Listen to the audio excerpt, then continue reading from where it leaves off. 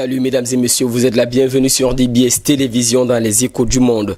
En Russie, l'opposant numéro 1 du Kremlin, Alexei Navalny, comparaît devant le tribunal ce mardi 2 février 2021 pour avoir violé son contrôle judiciaire dans une affaire remontant en 2014. Il risque à l'issue de cette audience plus de 2 ans de détention, ceci malgré la détermination de ses partisans. Ceci après 2 jours de manifestations dans tout le pays. Ils ont de nouveau appelé à se réunir ce mardi devant le tribunal moscovite. Rappelons que plusieurs interpellations et ou arrestations ont été enregistrées lors des récentes manifestations. L'opposant Alexei Navalny, âgé de 44 ans, est en outre la cible de multiples procédures judiciaires. Il doit également comparaître vendredi pour diffamation envers un ancien combattant et il est aussi mis en cause dans une enquête pour escroquerie.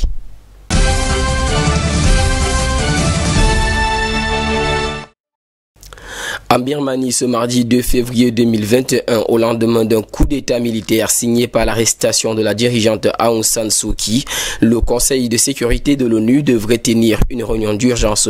Cette réunion d'urgence qui se tiendra à huis clos et par visioconférence se déroulera selon un programme de travail de l'actuelle présidente britannique. Cette réunion d'urgence qui se tiendra à huis clos et par visioconférence se déroulera selon un programme de travail de l'actuelle présidence britannique de cette instance, approuvé lundi par ses membres.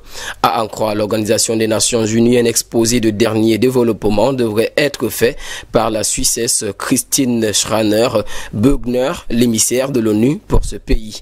Interrogé lors de son point de presse quotidien sur ce qui est attendu du Conseil de sécurité, le porte-parole de l'ONU, Stefan Dujarric, a affirmé que ce qui est attendu et impératif était que la communauté internationale parle d'une seule voix sur les derniers développements en Birmanie.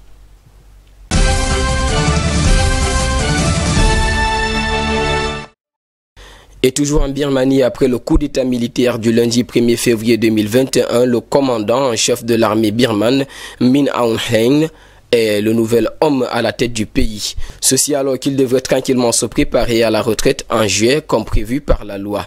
Peu connu de la scène internationale, Aung San Suu Kyi, l'homme âgé de 65 ans, concentre désormais l'intégralité des pouvoirs entre ses mains. Après l'arrestation de l'ex-dissidente devenue chef de gouvernement de facto depuis 2016, les militaires ont assuré que des élections libres auraient lieu dans un an, mais impossible de savoir s'ils tiendront la parole.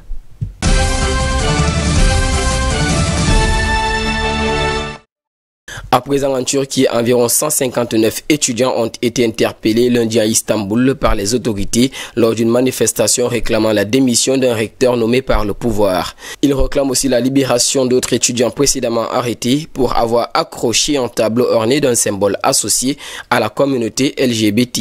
Selon les services du gouverneur d'Istanbul, ce nouveau recteur a été nommé par le président Recep Tayyip Erdogan. Les étudiants de l'université de Boğaziçi ont commencé à manifester il y a presque un mois, déclarant que la nomination de Melih Boulou comme recteur n'était pas démocratique. Des enseignants de l'université ont aussi protesté lors de l'intronisation de Melih Boulou.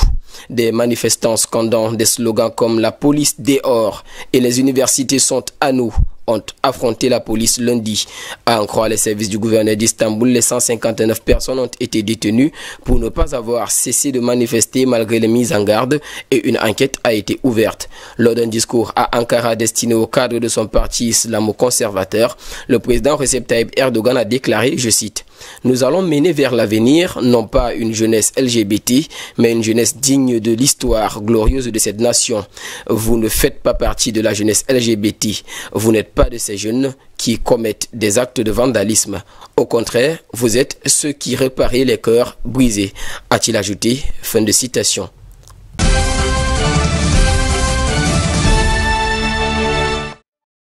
Et pour finir au Brésil, le gouvernement collégial est tombé ce mardi 2 février 2021, ceci après la démission des indépendantistes de l'exécutif en raison du processus de vente d'une usine de nickel du groupe brésilien Vale qui cristallise les tensions. Les indépendantistes disposent de 5 membres de l'exécutif sur une zone. Leur démission ainsi que celle de leurs suivants de liste entraînent de facto une chute du gouvernement collégial élu par les membres du Congrès. Un nouveau gouvernement devra donc être élu dans un délai de 15 jours selon le statut de l'accord de Nouméa 1998.